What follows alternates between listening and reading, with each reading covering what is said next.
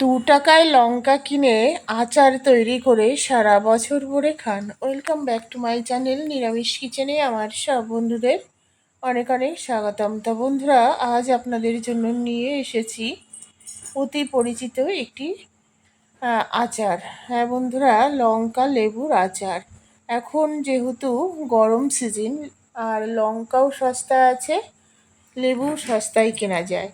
এরপরে যখন বর্ষা শুরু হবে, ঘন বর্ষা, তখন এখন 5 টাকা শ লঙ্কা, তখন 20 টাকা শ লঙ্কা হবে। আর লেবু তো পাওয়াই যাবে না, যদিও বা পাওয়া যায় একটা লেবু 7-8 টাকা দাম। তাই এইভাবে যদি লঙ্কা লেবুর আচার তৈরি করে রেখে দেন, তাহলে অসময়ে খাওয়া যাবে। এখানে আমি লেবু নিয়েছি, দেখুন কাঁচা টাটকা লেবু বাজার থেকেই কিনে এনেছি। আর পরিমাণ মতো লঙ্কা নিয়েছি।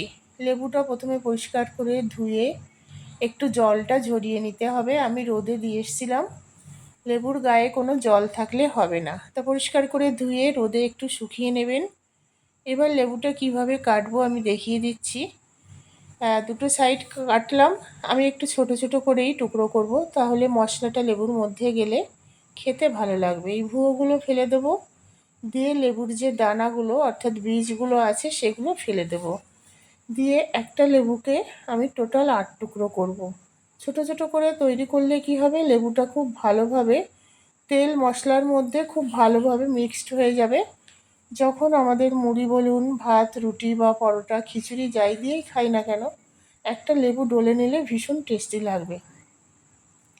আর এখানে কাঁচা লঙ্কা, এটাও ধুয়ে নিয়েছিলাম, এইভাবে ছোট ছোট করে দিয়ে দেব। দিয়ে এই যে কেটে নিয়েছি, এইবার এই লেবুর থালাটা ধরে আমি একটু রোদে শুকিয়ে নেব একবার। তাহলে কী হবে, এর যে একটা জল থাকে হালকা, সেই জলটা যদি মরে যায়, মানে মরে যায় বলতে জলটা শুকিয়ে যায়, সরি, তাহলে লেবুর আচারটা অনেক দিন আপনারা স্টে করতে পারবেন।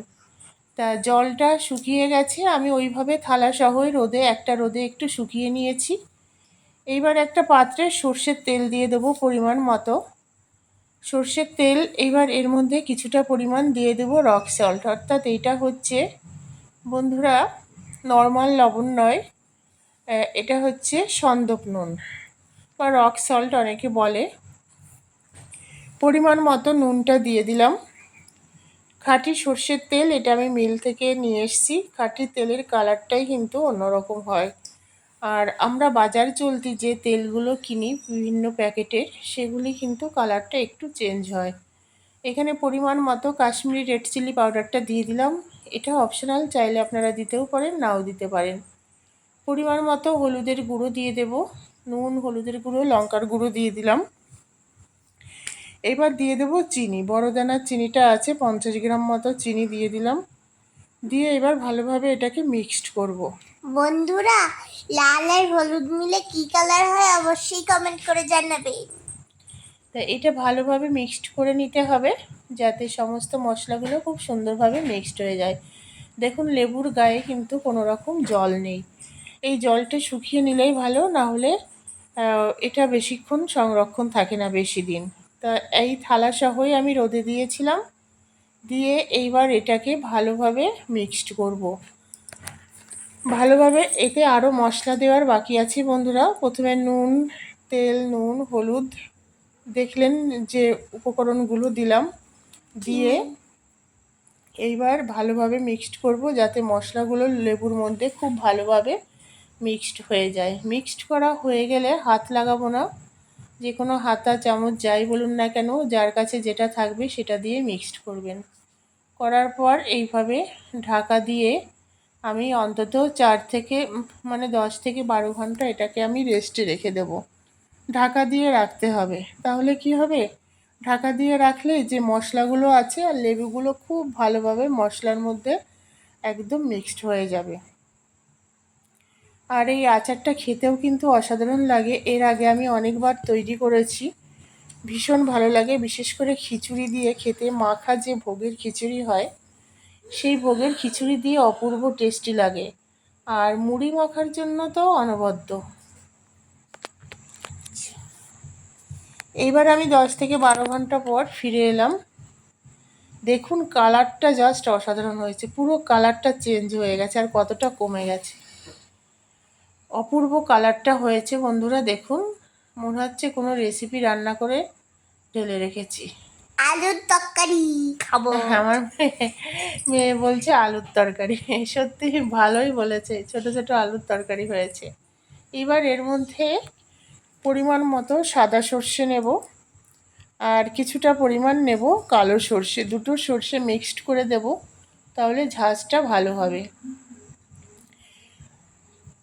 সাদা সর্ষে বলছি কেন, হলুদ সর্ষে, হলুদ সর্ষে এই যতটা নেব, কালো সর্ষে তার থেকে একটুখানি কম নেব। আর এই সর্ষেটা বন্ধুরা আমি এর আগে কাসুন্দি করেছিলাম, তখন এনেছিলাম বেশি করে, ধুয়ে রোদে শুকিয়ে একদম মুচমুচে করে নিয়েছি। কারণ বাজার চলতি এই সর্ষেগুলো প্রচুর নোংরা থাকে, তাই নোংরা সহ খাওয়া ঠিক নয়, ধুয়ে রোদে শুকিয়ে নিলে ভালো হয়। এখানে এই সর্ষের গুঁড়োটা দিয়ে দেব লেবুর এই পিকলের মধ্যে, পুরো গুঁড়োটা। এতে কিন্তু তেতো হবে না। আর আচার অবশ্যই সবসময় কাচের বয়ামে রাখার চেষ্টা করবেন, তাহলে অনেক দিন স্টে করবে, ভালো থাকবে। কখনো প্লাস্টিকে রাখতে যাবেন না, কাচের বয়াম পরিষ্কার করে ধুয়ে রোদে শুকিয়ে একদম মুচমুচে করে নিতে হবে। বা কাঁচের গ্লাসে। ওর মধ্যে যাতে কোনো জল বা ভিজে স্যাঁতসেঁতে ভাব না থাকে, তাই পরিষ্কার করে ধুয়ে একদম রোদে শুকিয়ে নেবেন। এটা আছে ফ্রাই মশলা, মানে ভাজা মশলা। এই ভাজা মশলাটা আলাদা করে আর দিলাম না।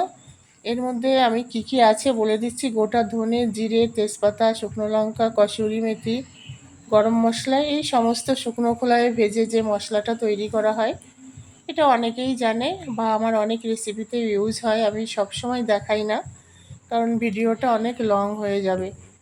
দেখুন মশলাটা খুব ভালোভাবে মিক্সড হয়ে গেছে। যদি পারেন এই মশলাটা দিয়ে আবার 10 থেকে 12 ঘন্টা ঢাকা দিয়ে রেখে দেবেন, কিন্তু আমি আর রাখবো না, একবারে এই বয়ামেই তুলে নেব।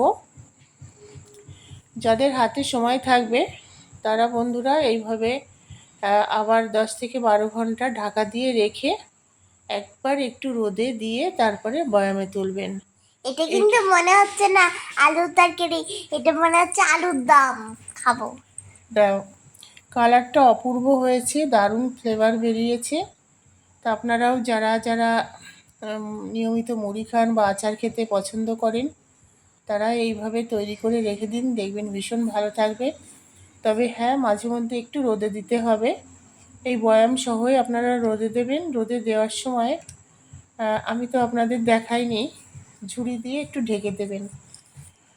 প্লাস্টিকের যে মানে নেট নেট ঝুড়িগুলো পাওয়া যায়, কারণ ওপর থেকে প্রচুর নোংরা ছাদে দিলে যেখানেই দেন না কেন পাখিতে খেয়ে নেয়। পাখি উড়ে যায়, অনেক সময় পালক পড়ে, নোংরা পড়ে, পটি করে, তাই ঢাকা ইউ। দিয়ে দেবেন, তাহলে এটা সেফটি থাকবে।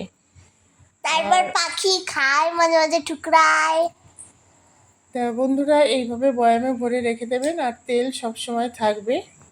কেমন লাগলো লঙ্কা লেবুর এই পিকলে কমেন্টস করে জানাবেন। আপনাদের একটা কমেন্টস আমাকে আরও মোটিভেটেড করে নতুন নতুন রেসিপি নিয়ে আসার।